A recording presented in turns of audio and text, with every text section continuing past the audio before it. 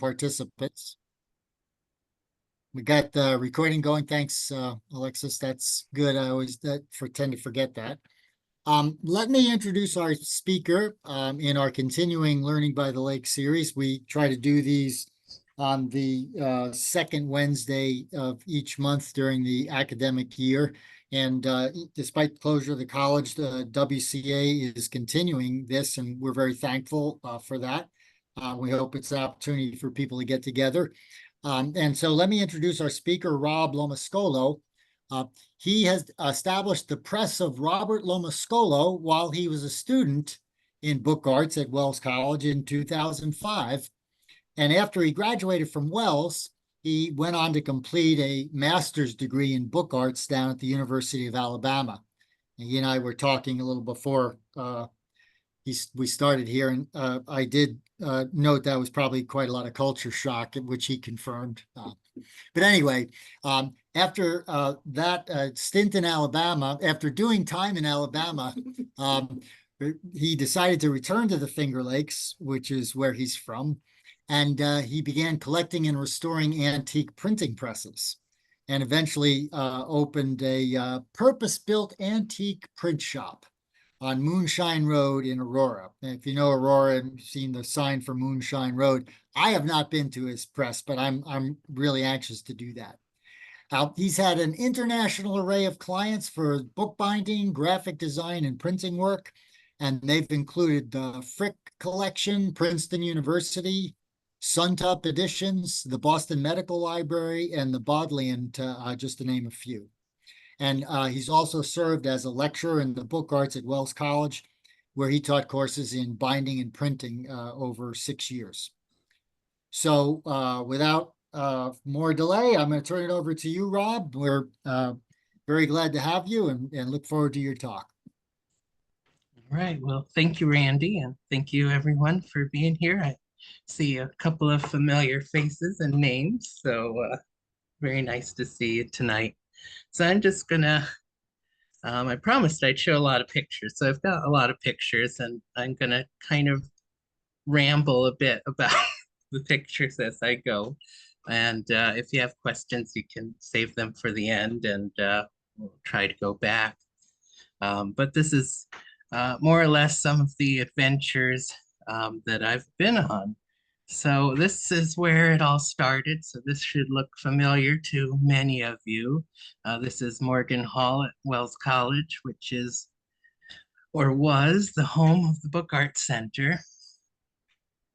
And I just wanted to mention, because I know it's on a lot of people's mind right now, I'm not really going to be talking about what's going on with the Book Arts Center at this time. I actually don't know anything. So don't bother asking any questions about what's going on, because you may know more than I do at this point.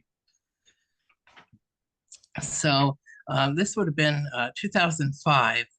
I went to Wells because I was from this area, and it was a beautiful campus. I didn't really know what I wanted to do, but I knew that Wells was a wonderful school, and it was just down the road, and it was first year it went co-ed. So I went, and I knew nothing about book arts. This is the bindery in Morgan Hall. Some of the people here, I see some of my students or former students. This is going to look different to them because this is the way the center was set up in that 2005 time period. It's quite different, or was quite different later on. But the bindery was on the first floor at that point.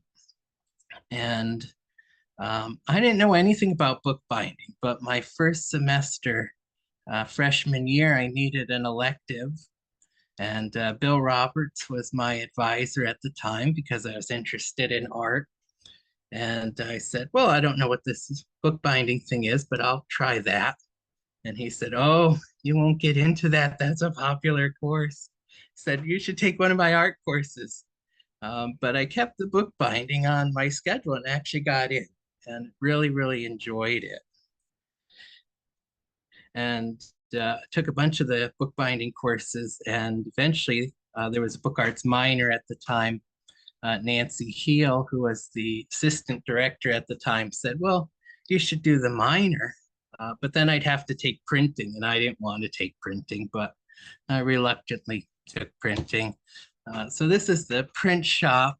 This is the student print shop on the first floor of Morgan. And you can't tell too much in this picture that it was arranged differently at the time, although from the vantage point that I was standing in when I took this picture, that's where all the student presses were, all the Vandercook presses. And hanging on the doorknob, that jacket that was the book art director's jacket at the time, Terry Chenard, who was just a wonderful director from the point of view of a student. And he had a lot of influence on the direction that I went through the people that he picked to teach at the center. So after having a really idyllic time at Wells, I went on to the University of Alabama, and that was just a shock. So this is one of the frequent game days. So this is the center quad of the university, and I'm standing on the steps of the library. All my courses were in the library on the fifth floor. And it was kind of a weird place in many ways, but the book arts program, the master's program at Alabama, it's a very small program. I think there were maybe 8 students, something like that in my group. And so in that way, it was very similar to Wells, but it was very different in that it was in this huge university. And football was the most important thing in Alabama. So this is the stadium. My apartment was sort of, I say it was in the perpetual shadow of the stadium. It held 120,000 people, and they would fill it up pretty much every weekend. So needless to say, I was anxious to get out of Alabama and come back up north. And another thing, I didn't show any pictures here of the studio in Alabama, but I was really surprised because Wells actually had much better facilities than Alabama did, which was kind of a surprise with Alabama having this reputation as being kind of the master's program to go to. But here we go. So this is Mike Bixler, who just passed away recently. I'm actually in the back of this shot, which is unusual. I'm in very few pictures because I was usually the one taking them, but that's me when I had a little bit more hair. But what happened at Alabama, Randy was actually asking me before the talk started why I went into this and started my own print shop. And the reason was because I was still at Alabama and I had people asking me to print things for them. And, you know, as a student, you need some money and wasn't sure what else to do at that time. So you take on these commissions and you start printing. So when I first started, I didn't have any equipment at all. So Mike and his wife Winnie were very generous and let me start using their shop to produce those first projects. And actually, the very first client I had was Gail Edwards, who will be familiar to many of you. George and Gail had me doing their Christmas cards. That was a little scary, really. Originally, they would do a couple hundred cards, multiple colors, and they're handing that off to a Wells student that really had no idea what they were doing. And it took a while before I actually made any money on that project because I think I messed up pretty badly the first couple of them. George and Gail never knew. They always produced a nice product, but there was always trouble that wound up eating up the whole budget. But hey, that's what school's for, right? Learning. So I went to Mike's shop and he very generously let me start working on projects there. And this is in Skaneateles, New York, by the way. So that's about well, maybe 45-minute drive from Aurora, something like that. And Mike was actually one of my teachers at Wells. He taught the intro letterpress course. So that's how we met. And he was always very generous, kind, sort of quiet person. And we didn't really realize that he had this huge international reputation as being one of the great printers of fine press books and caster of type that was shipped all over the world. So that was kind of cool. So this was one of the, I think this might have been the very first, maybe not. This was an early one anyways, of the commissions from the Frick collection in Manhattan. And that came by way of Don Swanson and Marianne Swanson. Marianne's a Wells person, as some of you might know. And Don served on the Book Arts Advisory Board for many years. And when I did I had a senior show in the Book Arts at Wells, which was a little unusual for a minor. And I printed invitations for that. And Don told me that he kept the invitation to my senior show on the desk, his desk in the Frick for, a couple of years. And I was thought, oh, that was so strange that he would do that. But obviously he had plans for projects for me. So these were crazy projects, especially for someone that didn't really know what they were doing at the time. And Don was, I don't think Don ever realized how brave he was sending this work to me, someone who was actually still working on my thesis when I got the first commission. So the Frick, many of you probably heard that, but that's one of the great art museums of the world. So if you flip through your art history textbook, half the paintings and works of art in there will be attributed to the Frick. And they really didn't spare any expense with these invitations to their fancy fundraising dinner. They had to compete with all the other museums in Manhattan. So these were just on beautiful paper, and it was all letterpress. Letterpress is a single color process. So anything that's multiple colors, that's multiple times through the press. And they would order 2,000 plus of these. So the very first time I had to do one of these, I didn't know anything about this. This was at Mike Bixler's shop. And very first thing I did was max out my credit card trying to buy paper. And then, I get this call from a truck driver that he's got a pallet of paper for me. I thought it'd come UPS or something. And nope. So, and I lived on a little one-way dead end gravel road. So I had to drive up to the highway to meet this giant truck full of paper. And I only had a little tiny car to put it in. And the guy was so mad at me. And oh dear, I don't know why I didn't ship the paper to Mike's shop. That would have been so easy, but didn't know anything about it at the time. And there were just all kinds of problems that you never encounter in your idyllic, student setup classrooms. So it was quite a learning experience. And thankfully, Mike Bixler was there. He said, I'll help. I don't know, maybe I shouldn't share this story, but one of the first things Mike did was he said, well, I'll show you how to cut paper. So he had, my brand new stack of paper gotten through all this trouble and, all the money I had really invested in this paper. And he cut a big stack of it and looked at me and looked at the paper and said, what measurement was that supposed to be again? So, and then he just quietly went in his office and turned off the light and sat in there but we had enough. We made it work. So about this time is when I got my first press. So this is my first press actually being delivered to my parents' garage. This was actually in Union Springs, New York, which is about 8 miles north of Aurora. It's along the same lake.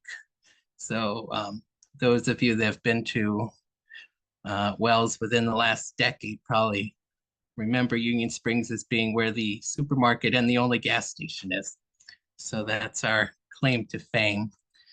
But you know, if you want to start printing, you should really start with some small press, maybe something that would fit on a tabletop. But that's not what I did. This is it's still the heaviest press I own. This press weighs 7,000 pounds. And I had shipped all the way from Oklahoma City. And I didn't know anything about buying equipment. So this was listed online through a dealer that sold used equipment. And I said, can you ship it for me? He said, oh yeah, we ship heavy equipment all the time. We'll set it up, no problem.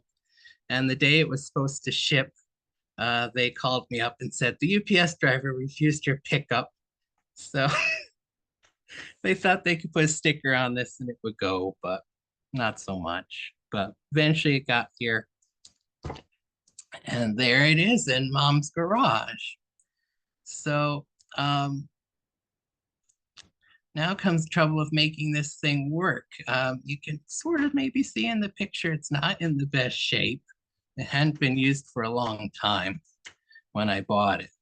So that was a whole summer restoring this piece of equipment to make it usable. Okay, so this is a little advertisement. I just think it's kind of fun. This is really the kind of press you should buy for your first press if you want to get a press, little tabletop press. But anyways, you figure, oh, well, I got the press, now I can print, but there's a lot of stuff you need besides the press. So here's the press actually all cleaned up. So this was a whole summer of work, crawling around inside this machine, trying to get it usable. The last time it was run, they left the ink on the press. So it had ink on it for maybe 20 years, something like that. And everything was completely glued together. Nothing would move. But luckily, it was pretty much all there because everything was glued on and no parts had fallen off. So this is actually the first really big project that got run on that new press that I bought. So this was all produced in Mom's garage. There's actually a little video on my YouTube page that you can get to through my website that shows me printing this book. So this was Back to the Stone Age by Edgar Rice Burroughs. He wrote the Tarzan books, and that's what he's best known for. But they had discovered these original 1930s electrotype plates, which is what the copper thing on the left-hand side is. And they really wanted someone that could reproduce this book from those original plates. And apparently the guy that ran this project was actually down in Texas.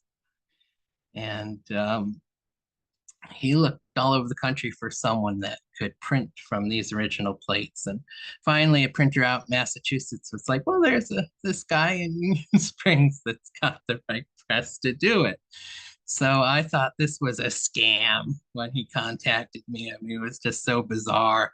The guy is a Baptist minister, but he wanted to, you know, print Tarzan books to go to Comic-Con, and it just didn't make any sense. But turned out to be a legitimate project. So this is about a 300+ page book. The text is all letterpress from those original plates, and then the images are printed in color by a different process, which is how the original books were done. And I printed 800 copies of this book, about 300-page book.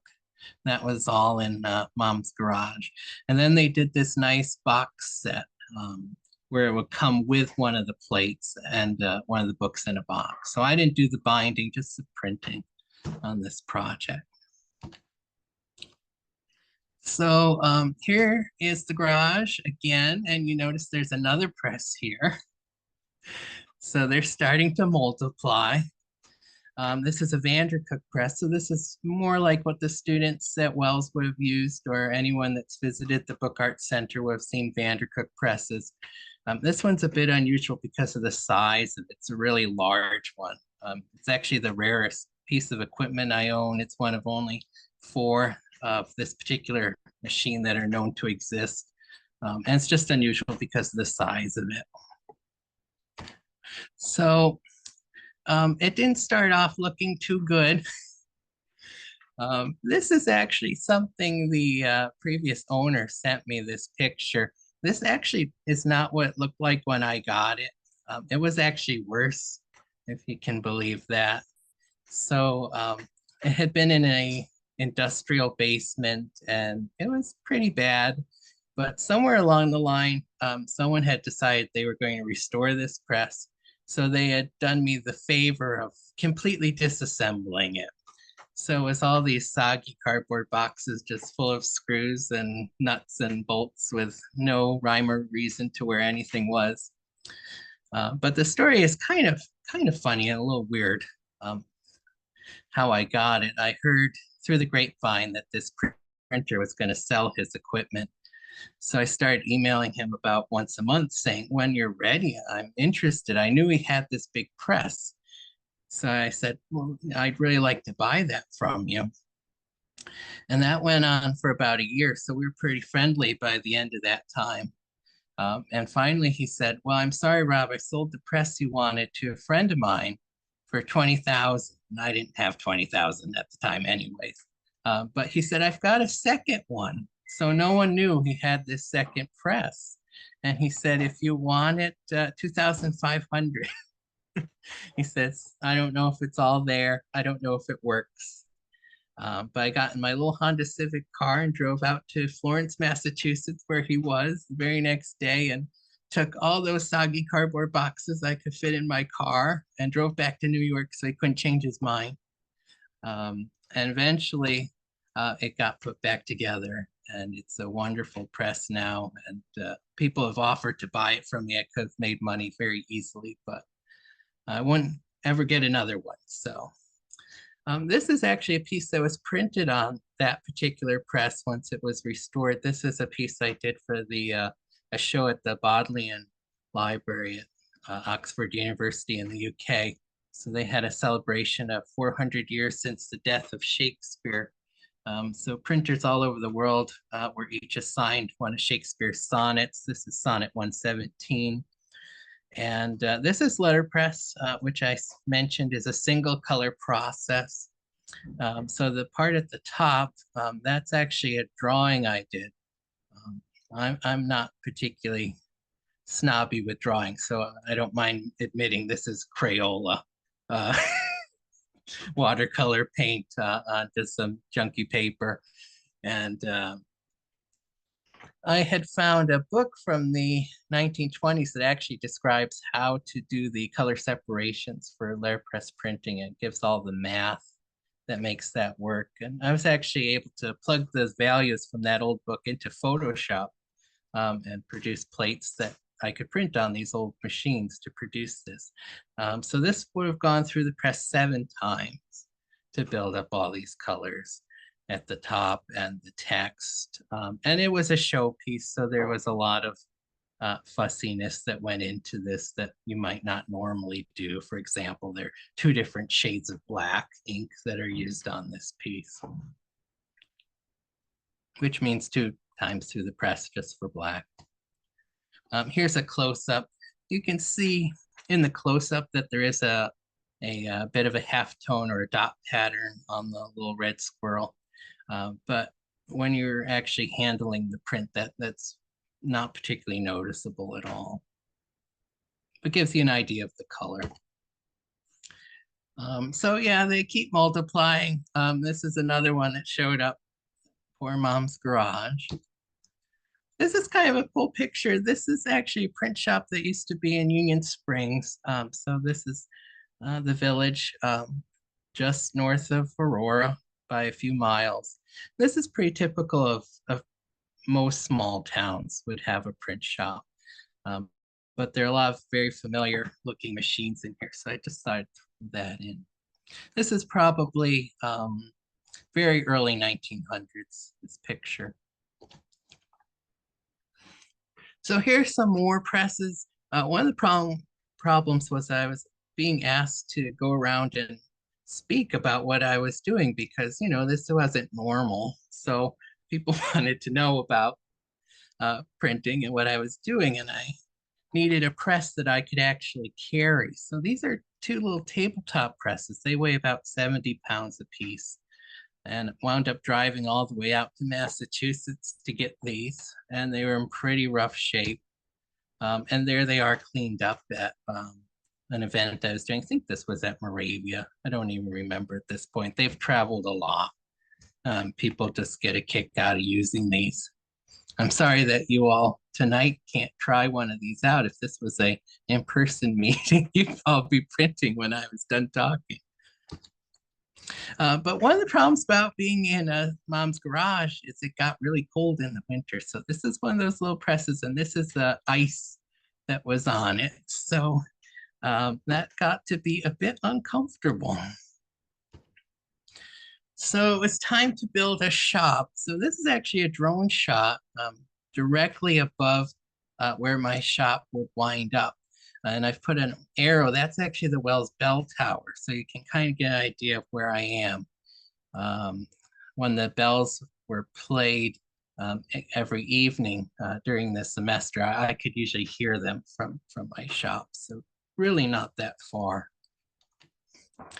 So this is a little bit deceiving because a lot of work has already been done here. This piece of property, you could barely walk through. It was so thick. It's all these cedar trees and underbrush. And it was kind of funny because one of the first times I walked through it, I went through with my mom, and we got all these sticks stuck in our hair and everything. Then we went to a store and people were staring at us like, what's going on? But then we realized we're covered in sticks and stickers and all kinds of stuff. So, and my family and I, we cleared this ourselves and brought in a bulldozer. And, I'm not going to talk a whole lot about this process, but it was a very painful process getting this building set up. You think, you're out in, this actually isn't technically in the village. This is considered Ledyard, which is the town that Aurora is in.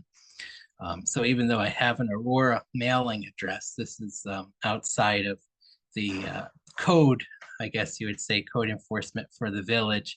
So it should be a little bit easier, but it actually took well over a year to get permission to build this building.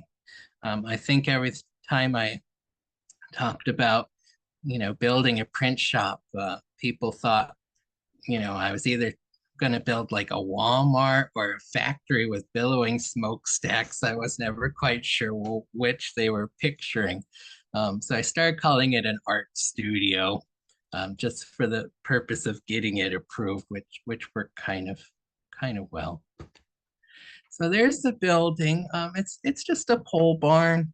People ask me, "Oh, who designed it?" Well, it's just a rectangle. So yeah, I guess I could take credit, but there's not a whole lot going on there. So this is once we had a roof and walls on it, and you notice there's already a printing press in here. So that was one, pretty much as soon as the rain stayed out, a machine showed up. This was actually a press I didn't have previously, and just went to visit a friend of mine who was in Interlake, which is on the other side of the lake, almost directly across from Aurora. And oh, on a whim, let's see what's on Craigslist in your area. Oh, there's a press down the street from you. Let's go get it. And this friend likes to work on old cars, and he took one look at this machine and he said, "Too far gone, let's go." And of course I said, "No, it's beautiful. We have to get it." So this machine is from 1899, and it got restored, and it's one of my favorites actually to use. And one of the few machines that came locally, which most of them have come from far away. So this is what it looked like. It was stored in sort of a barn area. Hadn't been used in a long time. This is cleaning all the parts. So I've got some penetrating oil in the brass can is kerosene, and I've got paint remover in the big orange can, and of course a toothbrush. Don't use the one you use for your teeth. And I've got a hammer for things that are a little bit difficult, but essentially you're just scraping off decades and decades of junk. So there are those parts for that press once they've been cleaned up.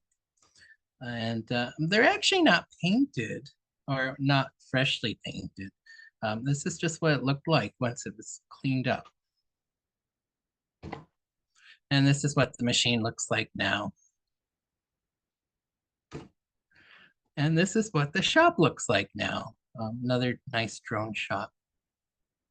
So it's sort of nestled in the woods here. This is actually the corner of Route 90 and Moonshine Road. So if you ever come to Aurora and you'd like to visit, just let me know ahead of time. I'm usually there in the afternoons, but I do occasionally go other places. So, or if you see a car there, you can stop because it's probably me. But anyways, kind of hidden in the woods. And do be aware though, Moonshine Road has two ends and they don't connect. So sometimes people get lost. They used to connect, but now they don't. So once the building was done, it was time to move all this stuff out of Mom's garage. She was so happy and put it into this new building. So this is actually one of two tractor trailers. So I had managed to get two tractor trailers worth of stuff somehow into this one car garage. And it took, I think it was 5 guys, 2 tractor trailers, and 2 forklifts. It took them all day to move my stuff to Aurora. And this guy here, for the most part, these guys did a great job. These were riggers. They deal in moving heavy equipment. But the guy's looking a little sheepish because they actually did break something, but that's okay. Managed to fix it. This is moving in that big Vandercook press. And yes, those are 2 pairs of feet sticking out from underneath. So this is why you hire professionals when you need to. This machine's about 3,000 pounds.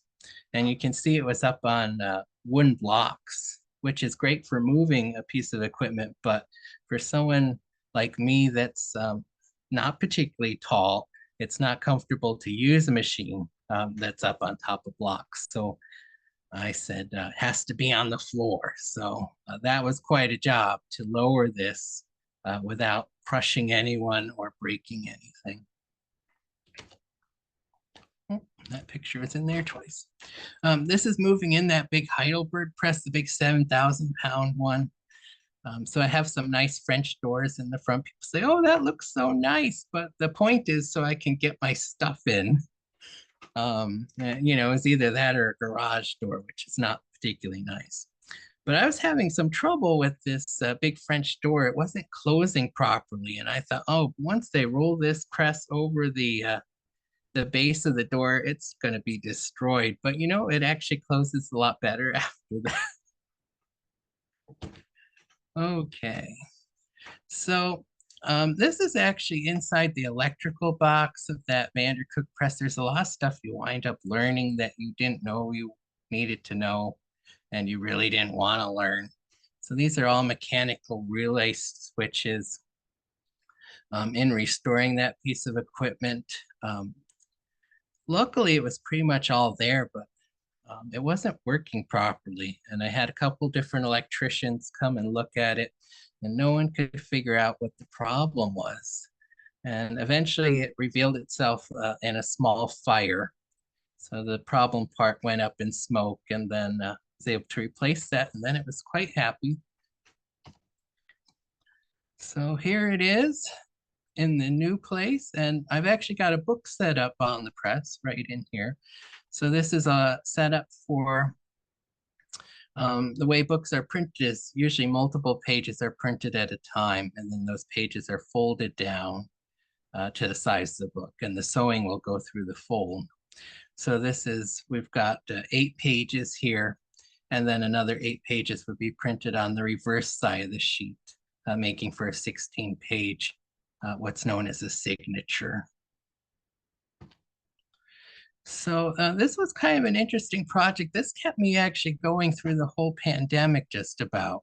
I was commissioned by this publisher out in California, Suntup, to produce a set of three H.G. Wells books. So this was The Time Machine, The Invisible Man, and War of the Worlds. So these were all printed letterpress on that machine. And this is one of the sheets. So there was a lot of artwork. I didn't do the artwork, that was done by another artist. And the design was done by another artist, but I printed these. So there's a little bit of paper. Those have all been printed. This just took forever to get through this book. And there are the three books there. Done. And this is actually the deluxe version of this book. I don't own this book, but I did get to see it. This one was, the way this worked is they had kind of a cheaper version of the book, or maybe you would call it a generic version of the book that was bound as the other ones were. And then there was, I think, 8 copies of a deluxe version, and that was on a better paper. And they were actually bound by a bookbinder out in England. And this is a full leather binding. And these projects were kind of scary because a lot of times these books that you're printing, they would be sold before you were done printing. And this particular edition, the deluxe edition of the Time Machine, I think these sold for 15,000 a copy, something like that. And they sold out of them very quickly. So another piece of equipment, yeah, things just keep showing up. I think I'd been in this new space maybe, I don't know, maybe 2 weeks, and a printer from Syracuse came out to visit, and he looked all around and he said, "You don't have one of these. Do you want one?" I said, "Yes." He said, "Give me $200." So here's another machine. And luckily, this guy from Syracuse, his guys moved it for me. But it was terrifying. You know what happens when you put 3,000-pound machine out on the end of a lift gate of a rental truck? It just starts going down by itself. And I was staying way back from that. But there it is. This press actually spent its whole life numbering Syracuse University game day parking passes. So they weren't too concerned with the quality of the parking passes. So it was a little bit beat up. But got it working. This is what it looks like now. And there's this gravity effect with printing presses. The first one's hard to get, second one's a little easier, third one's easier yet. And then things just start showing up. They're drawn to you. So this little press, someone just brought this to me one day and said, here you go. So it's got a little coffee mug calamity ware, Charlotte. So people think this is a toy, but this is actually a business card press. So this would have sat on top of someone's desk, and when they needed business cards, they just run them off on this little press. This is one of the more recent machines I've gotten. This is a really old, kind of a museum piece, really. And this, again, it's crazy story. My kindergarten teacher shows up at my house one day and she's like, "I have a friend that has a press in their garage." And I'm like, "Oh, well, that's nice." It's like, "Maybe you want it." It's like, "I don't need any more stuff." And she shows me a photograph and it's like, "Oh, wow, this is like something really special." So went out to Cooperstown. This is actually the original owner of that particular press. It came from Hillsdale, New York originally. It was used to print a weekly newspaper. So it's really unusual to have any provenance whatsoever on these machines, but I just thought that was fun. So this is the poor unfortunate friend that always gets roped into helping me move things. This is Diego Ruiz, who some of you might have heard of. He has a pop-up shop that's been in Aurora a few times for Christmas, and he's actually quite a well-known stereo photographer. So he does the old-fashioned 3D pictures, side-by-side pictures. And I usually I don't make the photographs, but I make the cards that he mounts the photographs onto. But he's a great friend because you can have a horrible day moving stuff, and at the end of the day, you buy him an ice cream cone, and he says it was a great day. So, and this is by the heaviest machine we ever moved without professional help. And I guess we did a good job because the owner of the building this press was in said he was going to help. And after watching us for about 15 minutes, he said, I'm going to go play golf now. So, but anyways, this is about 2,200 pound piece of equipment that we got out of his garage and into a U-Haul trailer. And this is what it looks like now in my shop. The white part in the front with the wood frame around it, that part was actually missing. So I had to build all that. And I'm not particularly good at woodworking.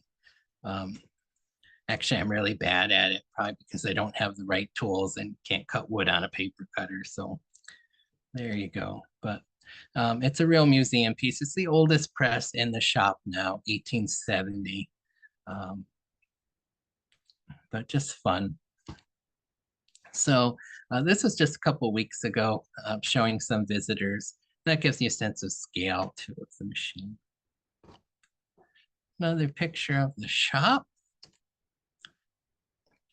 Okay, so I've got the presses all cleaned up. Now you can print. Well, not so much. You need a lot of other stuff. So ink, can't just go out and buy printing ink at Walmart. Doesn't work. Paper, this was for, what was this for? This was for one of those H.G. Wells books. So this was for one book, all this paper. Oil cans, they don't make good oil cans anymore.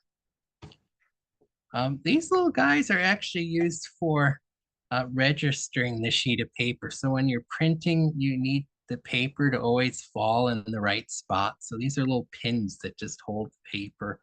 And that's the kind of stuff that's really, really hard to find. And then when you do find something like this, you tend to hoard them. These are, your special secret stash. Things like this, these are tools that are used. Solvent cans. You can buy modern solvent cans, but I really like the traditional brass ones. So that this is probably late 1800s, early 1900s. And you can polish them up and they look just brand new. Usually they have a spring in them. So they're closed normally because the traditional solvents were very volatile. They'd evaporate when they weren't in use. So the can closes when it's not being used. Those springs are always broken, but the Tractor Supply store has the perfect springs. I don't know what other people do with them. They know who I am at the Tractor Supply store. Oh, you're the guy with the printing presses. Okay, so now we're on to bookbinding. Bookbinding must be easier, right? Maybe a little bit. So here's a leather-bound book I did.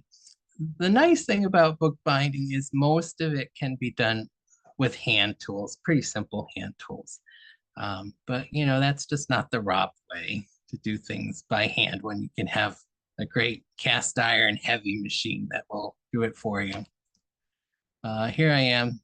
This is actually a leather book, so leather's wet. It's actually formed on the book when it's wet. And I've got a bone and a little what's known as a micro spatula in my hand. So very simple hand tools. These are all different styles of hand sewing. So these would all be hardcover books. So if you find an old hardcover book where the cover has fallen off, or maybe you have some in your house, as many people do, it's most likely, if it's a hand sewn book, going to be one of these styles of sewing. The one on the far right has those bumps on it. So like the old leather-bound books that have those bumps on the spine, that's structural. That's what it looks like underneath. But hey, it's way more fun to sew books with a sewing machine. So this is a 1905 book sewing machine. That's got a crazy story about how I got it, but I'll just say, I think it came all the way from San Francisco. I bought it through a dealer, so it's a little bit mysterious how it got to me. I hope it's not a hot machine. Who knows? Is there a market for stolen bookbinding equipment? I kind of doubt it, but it's a little bit mysterious anyways. But I was actually running this machine today, all day, sewing books. So this is what it looks like. So this will sew a book that might take about 20 minutes to sew by hand in about 2 minutes. So it's really a big time saver. This is actually a U-Haul van that's completely full of bookbinding equipment. So again, the same poor unfortunate friend had to go collect all this. And I was really lucky with this. This is pretty much an intact 1880s era bookbindery that was owned by a man out in Pulteneyville, New York, and he had passed away, and his widow really wanted it to go to a good home. So every individual thing was $50. It didn't matter if it was a big, huge machine or a little tiny thing on the table.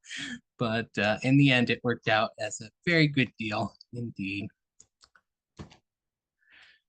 These are knives. They're used for doing leather bookbinding. So these are things that you have to collect if you want to do it.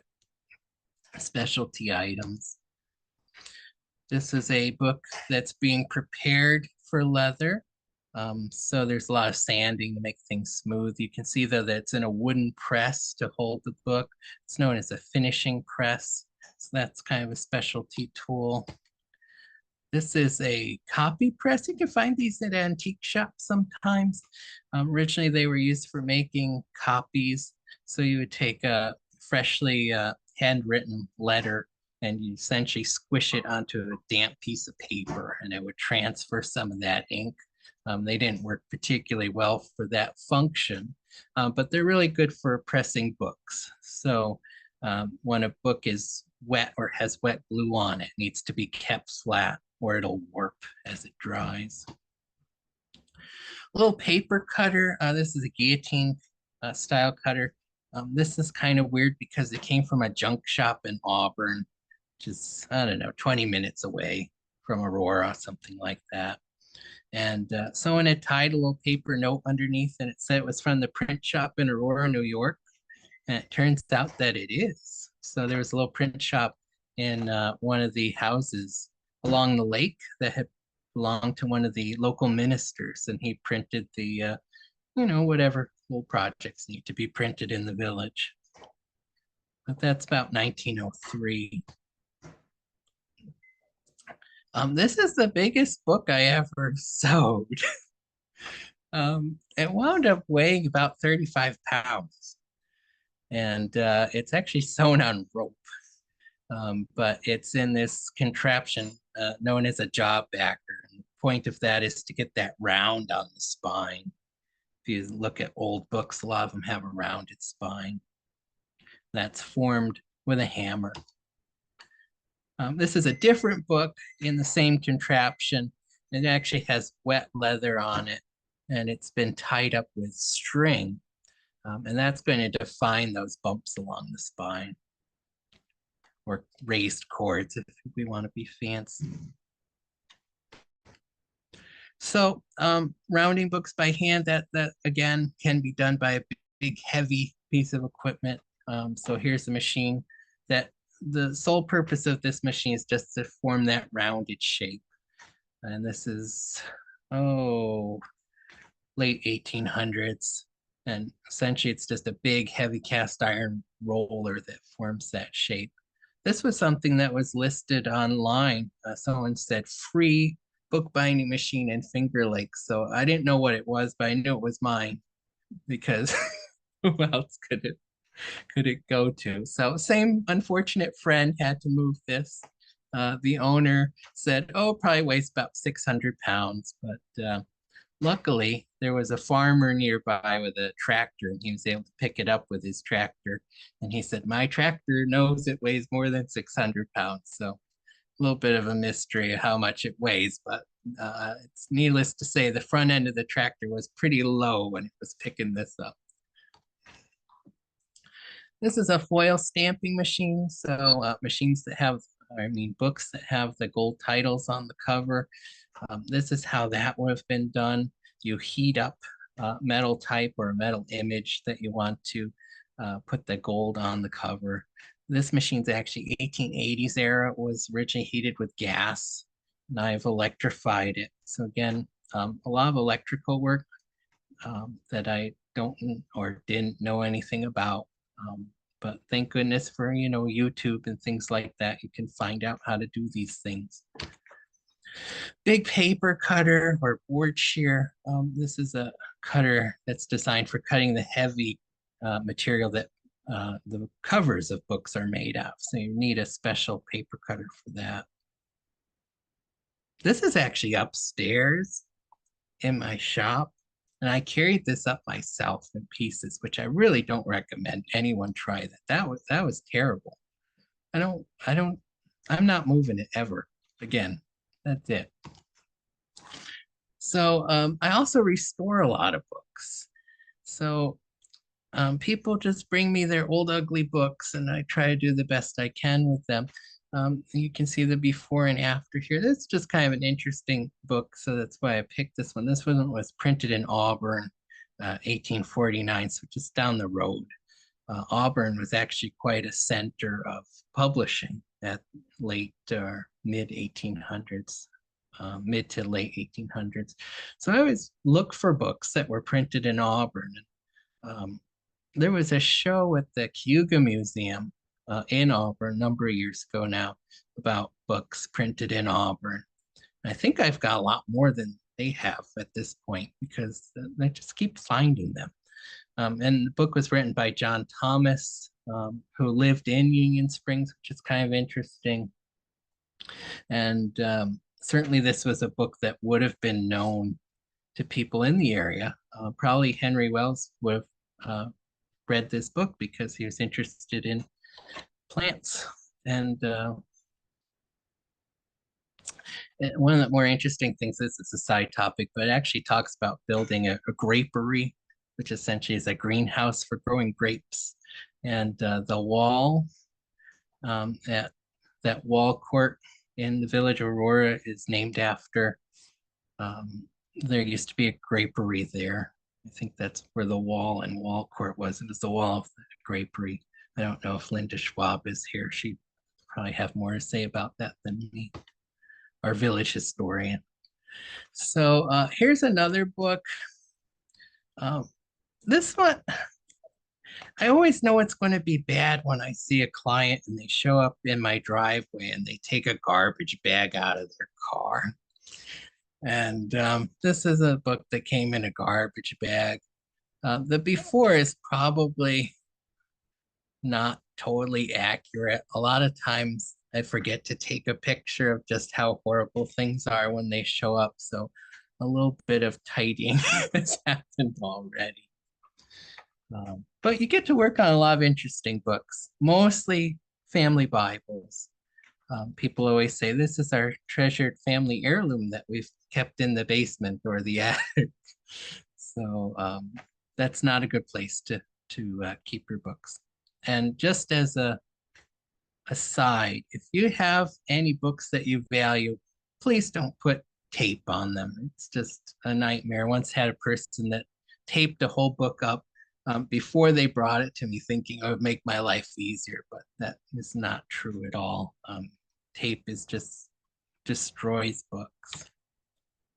So I want to talk a little bit about teaching because that's what I kind of wanted to do when I was back in Alabama and somehow wound up printing all this stuff instead. And, I'm still on the fence as to whether I like printing or not. I mean, it's fun, I guess, but it can be really hard.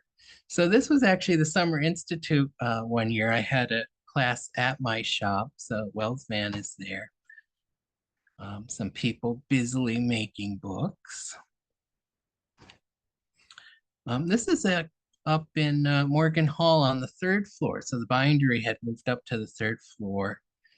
And this was a couple of years ago. But the point of moving the bindery to the third floor was so we could have larger classes. So I could take theoretically up to a dozen students, but I never liked to turn people away. So occasionally I'd have more than that. And those, for an art class it was, those were big classes. So in binding one, students would produce a box of books.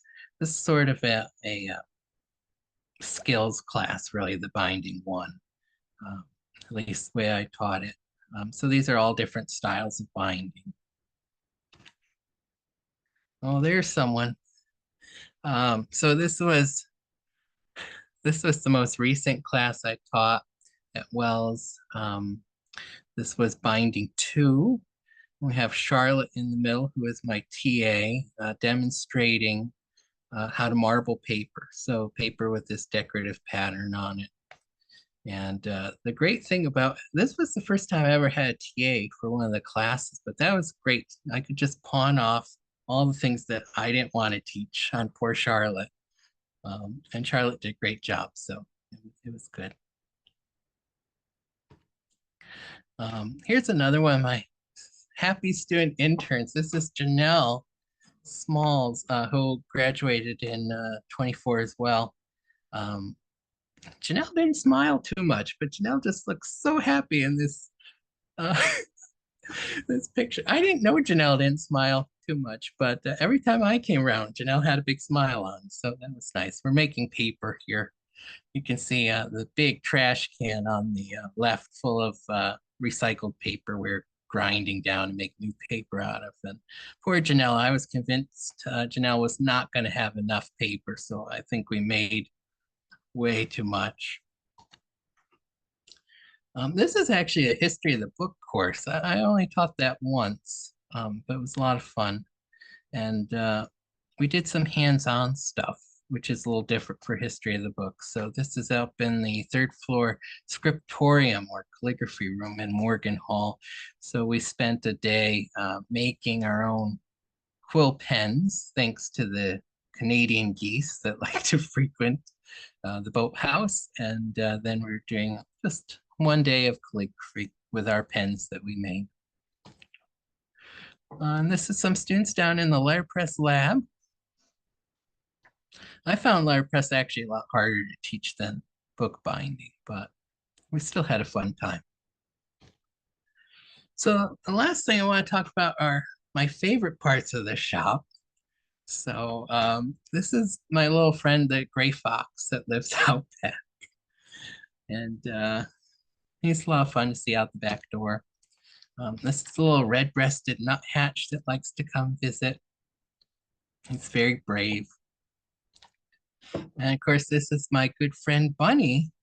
So you can see the press is right by the door, so I can stand there and print and talk to my friend Bunny, who sits outside, leave him apple cores and snacks. And it's just a wild rabbit, but that's definitely one of the joys of being in Aurora, as opposed to some big city somewhere.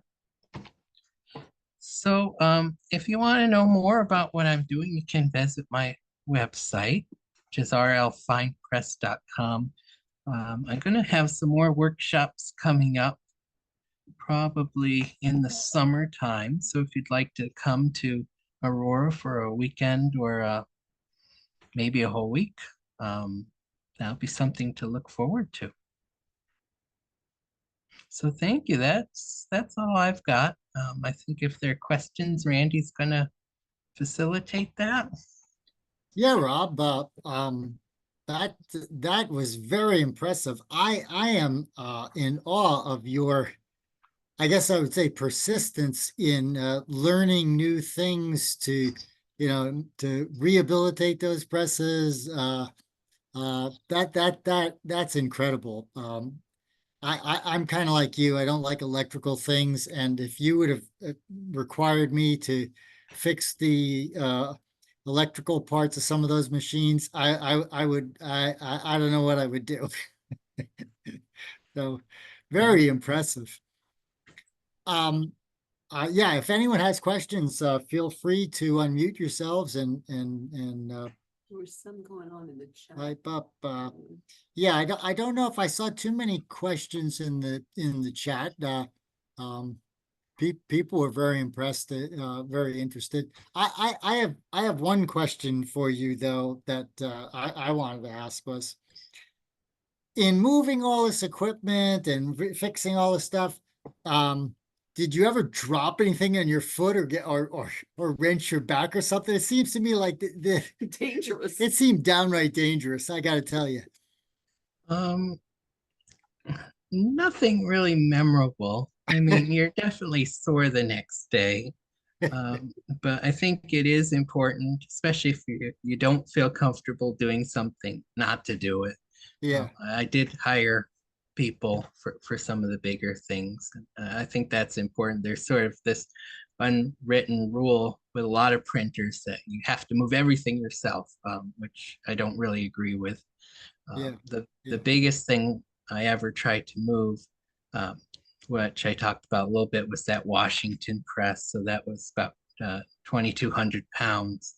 And, I worried for days about how that would go. But the person that owned the garage it was in thought that we were pros. So I guess it yeah, looked yeah. like He obviously was we did a impressed. good time. But, we spent the time to very slowly jack that up onto these 4x4 beams essentially, and to build a really sturdy pallet under it. The guy did eventually come back from his golf game and said, "Oh, you guys are still here? I thought you'd be gone." But that, very meticulous preparation Yeah. was important and made a big difference. Yeah. Well, Patty Callahan is asking, how do you market your work, and is there some way we can help you? Because man, this is fantastic work. Well, people find me, and a lot of times I ask them, how did you find out Yeah, about me? So I haven't really aggressively marketed at all. Pretty much don't market, and things tend to find me. I am always, interested in finding, particularly some of these bigger projects. mhm, So, if someone has something they want, don't feel like you shouldn't ask me about it. But I've been pretty busy.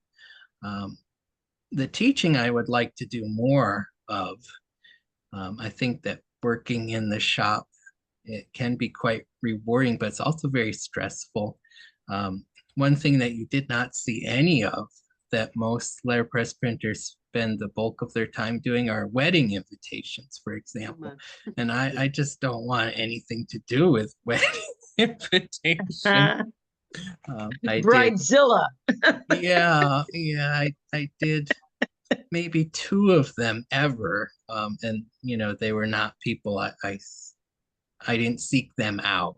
mm, They found me, which was fine. Both of them were fine, but that's not work that I particularly want to do. So Well, Rob, based on personal experience at CBA in Syracuse, we were looking for bookbinding assistance. Probably 10 years ago, we have archives, and they're nowhere near what archives should be, but basically paper and newspaper clippings, and trying to put them into some kind of format that can be reviewed later. And the first 75 years, so 1900 to 1975, of CBA's history was, these pages of newspaper clippings that were, what is the plastic? They were covered in plastic, the pages, and then bound into a book by a guy in Auburn. And then he went out of business. And so we ended up trying to do three ring binders and all this stuff that the material is just not in the kind of shape that I would like to see it in. So the bookbinding piece is very of interest to me, and wondering how I mean, you showed the biggest book you ever did, and this wouldn't be leather binding necessarily, but whether that is of interest to you, because I don't think there are people who do book binding in this area anymore. Yeah, well, we can certainly talk about it, but I get bookbinding from pretty far away, actually. There are not many people that do it. There's a historical society out by Pulaski, the Halfshire Historical Society, and they have quite an extensive collection of family Bibles. So that's perpetual, ongoing, is repairing their books. So whenever I don't have something else to do, and they'll come 2 or 3 times a year, and they'll bring 30, 40 books, something like that. And when they're done, it's on to the next group. And some of those are really just terrible condition. There was one that went through a fire that was really bad. There was one that I guess came out of a chicken coop. I don't know why the chickens were reading the Bible, but that was pretty terrible. So, some of them, it's limited what you can really do with them. But after all that, Patty, yours should be no problem. Right, no big deal. Yeah, you didn't keep it in a chicken coop. You're good. Yeah. Yeah. Well, Rob, how many presses do you have? Oh, Or I don't know. You don't know? Yeah, okay, a lot. It did well. I guess if you were first starting out, you'd probably count them all very carefully. But now I'm like, well, I don't know if this one counts. It's too small. Maybe the little ones don't count. Don't really use this one. Like at my shop, I've even got one in the bathroom, up on a shelf. So you don't have any more used. room for any more. Is what I'm hearing. I'm pretty tight. But he always gets them. I'm pretty tight on room. I mean, He's building on. yeah, when I first built the shop, it seemed really big, but it's gotten really tight in there. So at this point, the first time I said no to a press, that was kind of traumatic in a way I can be able imagine. to say no. Yeah. There was a woman in Ithaca that had a really nice press that she wanted to find a home for. And there's an agricultural museum out in Owasco near Auburn. And I said, well, why don't you donate it to them? And she did. And I actually didn't know what kind of press it was, but I got a call from the museum and they said, well, we have to go pick up this press. How much does it weigh? And I said, well, it could be anywhere between 1,000 and 5,000 pounds, depending on which one That it narrows is. it down. But they managed to get it, and they had, I guess, I don't know exactly how the story went because I wasn't there, but I guess they somehow got this press to the museum, and they had some guys there helping out from the Auburn prison. I guess they do little public projects, and the museum guy said there was some big guy from the prison, and he said, oh, I can move this by myself. And they said his eyes got really big, but he did it. Wow. Dan Weinstock asks, do you cast your own type? Not at this point. I do have a type casting machine, but it needs a little bit more work, and that's not something that I have worked on at the moment. I don't intend to ever sell type to other people, but for myself, I'd like to get that going. But that's kind of a whole different world. And it's, like with the bookbinding, you can transfer a lot of what you know about bookbinding to the printing and vice versa. But the casting, that's a whole different world. So eventually I have cast a little bit of type with Mike Bixler. But now that he's not with us anymore, there'll probably be a little bit more incentive to try to do that. Mm, mm.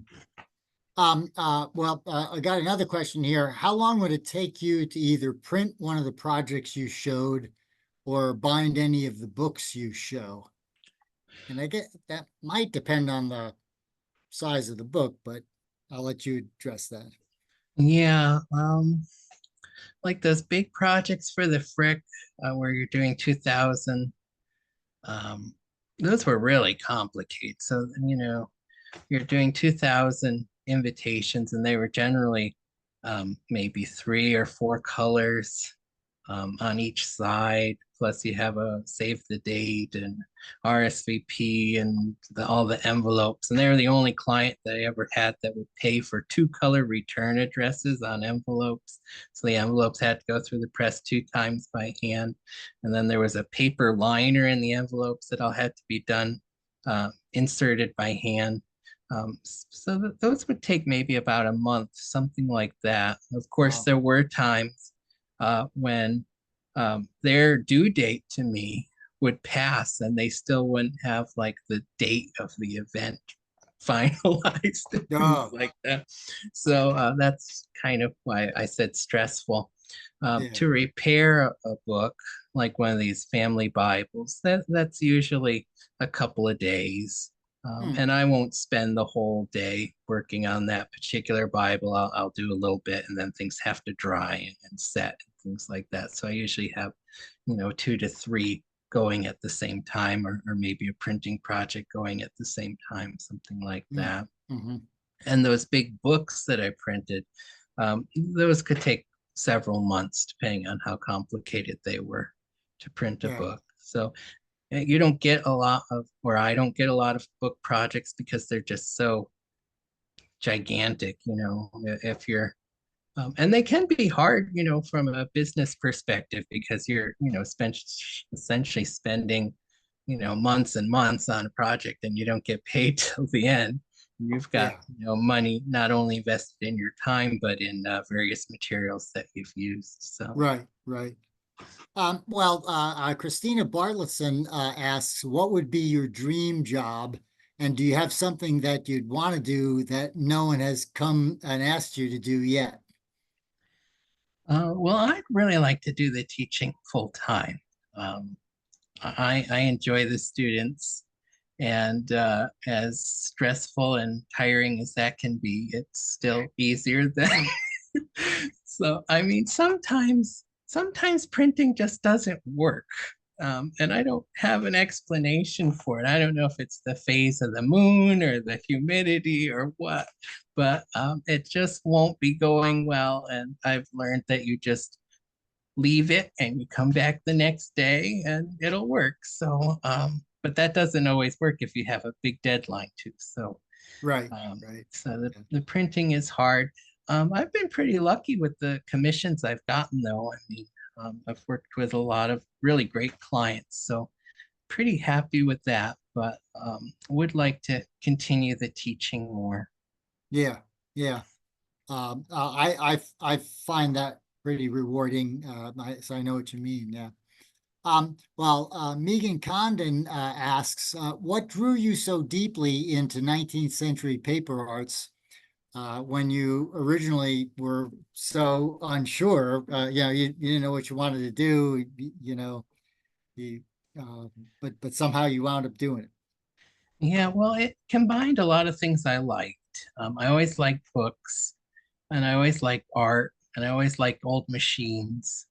When I was a little kid, I was really attracted to tractors and steam engines and stuff like that. My grandfather made the mistake of buying me a working steam engine model when I was in 6th grade. So that was my 6th grade science fair project. And this kit was, it was quite a nice gift, really. I mean, it was a kit intended for adults to make this working little steamroller. And, it's made in Germany and it must have cost quite a bit of money, but he bought that for me and I put together completely by myself. So that was probably a really bad gift for an impressionable young person getting involved with old machines. So I think you kind of have to enjoy working with the old machines to do this stuff. There really isn't anyone that you can call when you're having some issue with a machine. You can now with Facebook and things like that, there are other people that you can ask questions but for the most part, you're kind of on your own, and you got to improvise. You can't go to Walmart or Home Depot and buy the part that you need. So working with the old machines, it's important that you know how to do that. And one thing I noticed with a lot of the people I went to Alabama with and other people I know that have done their masters in book arts is a lot of them actually never get that first press. That's really quite a hurdle to going down this rabbit hole, is getting that first machine. It's easy, I think, to kind of ignore how hard that is when you have, a half dozen or more machines, and they just seem to flow effortlessly, and you're saying no instead of yes to more of them. But that first machine's really hard. I mean, you have to have a place to put it. You have to move it or pay someone to move it. And, there are a lot of things that you actually have to buy to use it, which I tried to explain a little bit. All the inks and the tools, all that stuff winds up costing a lot more than the press, and is more difficult to find. So I don't know if that answered your question. No, very interesting. Yeah, you clearly have a mechanical aptitude, though, an interest, and you'd have to own and run those presses, all by yourself. So, well, we're kind of reaching the end of our time here. But if you wouldn't mind stopping your screen saving, or sharing rather, and just one last question. Are there conferences for these book arts that you attend, or maybe teach or present at? Is that something that the book arts people do? There's a little bit of that. It's a pretty small group. I've been involved a little bit with the Fine Press Book Association. There's sort of these different veins of book arts. I fall more, my work's very classical for the most part. The work that I design is very classical. It's not traditional necessarily, because I'm doing a lot of things that weren't done traditionally, but it's using classical elements. So that sort of fits me into what's known as the fine press world, which is a little different from some of the other people that might be doing these sort of wood type circus poster kind of things. So there's quite a wide range in the book arts. It's a very big umbrella. Like the calligraphy people are sort of doing their own thing, and the paper making people are doing their own thing. So I've done a little bit of that, and I've been quite involved actually with the typecasting people. There's a group of mostly elderly old men, and they get together every so often and talk about these old machines. So and they'll have rather heated arguments about which machine made 100 years ago was better than, sort of like the PC Mac debate today or whatever. But Right. They're a lot of fun, and always one of the things that really attracted me to the book arts as well is how open a lot of people are about sharing.